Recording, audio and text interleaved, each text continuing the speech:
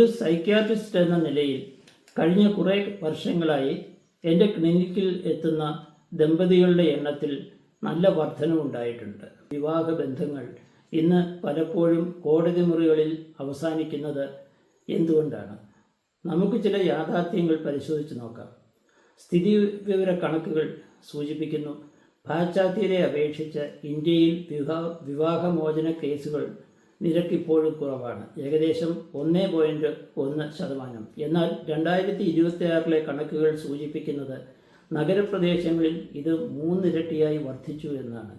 ഇതിൽ 20 മുതൽ 35 വയസ്സ് വരെ പ്രായമുള്ളവരാണ് ഭൂരിഭാഗവും. പ്രധാന കാരണങ്ങൾ എന്തെന്ന് നോക്കാം. 1. ആശയവിനിമയത്തിലെ പോരായ്മ. പലപ്പോഴും ദമ്പതികൾ സംസാരിക്കുന്നത് കുറവാണ്, പകരം ചാറ്റ് ചെയ്യുന്നു. വൈകാരിക ബന്ധം ഇല്ലാതെ വരികയും ചെറിയ കാര്യങ്ങൾ പോലും വലിയ തർക്കങ്ങളായി മാറുകയും ചെയ്യുന്നു. ഗുണമേന്മയുള്ള സമയം, അതായത് ഒപ്പമുള്ള നല്ല നിമിഷങ്ങൾ ഇല്ലാത്തതാണ് ഇന്നത്തെ ഏറ്റവും വലിയ വില്ലൻ. 2. സോഷ്യൽ മീഡിയയുടെ അമിത സ്വാധീനം. ഇൻസ്റ്റാഗ്രാമിലെയും ഫേസ്ബുക്കിലെയും മാതൃകാ ദമ്പതികളുടെ ഫോട്ടോകൾ കണ്ട് സ്വന്തം പങ്കാളിയെ താരതമ്യം ചെയ്യുന്നത് ഇന്ന് വ്യാപകമാണ്. കൂടാതെ ഡിജിറ്റൽ ലോകത്തെ രഹസ്യങ്ങളും അവിഹിതങ്ങളും ബന്ധങ്ങളെ തകർക്കുന്നു. 3. കുടുംബാംഗങ്ങളുടെ ഇടപെടൽ. ഇന്ത്യൻ സാഹചര്യത്തിൽ ഇന്നും ഇൻലോസ് പ്രശ്നങ്ങൾ, അതായത് മക്കളുടെ കുടുംബജീവിതത്തിൽ മാതാപിതാക്കളുടെ ഇടപെടൽ പ്രധാനമാണ്.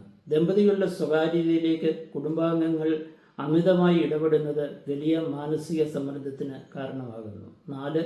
സാമ്പത്തിക സ്വാതന്ത്ര്യവും മാറുന്ന കാഴ്ചപ്പാടുകളും. സ്ത്രീകൾ സാമ്പത്തികമായി സ്വതന്ത്രരായതോടെ അടിച്ചമർത്തലുകളും ശാരീരിക മാനസിക പീഡനങ്ങളും സഹിച്ചുകൊണ്ട് ഒരു ബന്ധത്തിൽ തുടരണമെന്ന നിർബന്ധം ഇന്ന് പലർക്കുമില്ല. ഇത് നല്ലൊരു മാറ്റമാണ്, പക്ഷേ വിട്ടുവീഴ്ച ചെയ്യാനുള്ള മനസ്സില്ലായ്മയും ചിലപ്പോഴെങ്കിലും ഇതിൽ വില്ലനാകുന്നുണ്ട്.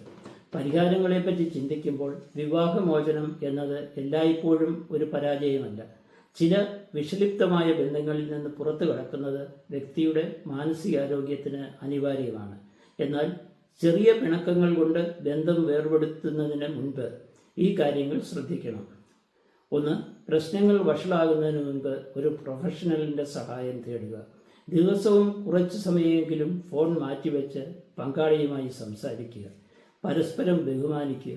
അഭിപ്രായ വ്യത്യാസങ്ങൾ ഉണ്ടാകാം, പക്ഷേ അത് പങ്കാളിയുടെ വ്യക്തിത്വത്തെ അപമാനിച്ചുകൊണ്ടാകരുത്. ദാമ്പത്യം എന്നത് 2 വ്യക്തികളുടെ 2 മനസ്സുകളുടെ കൂടിച്ചേരലാണ്.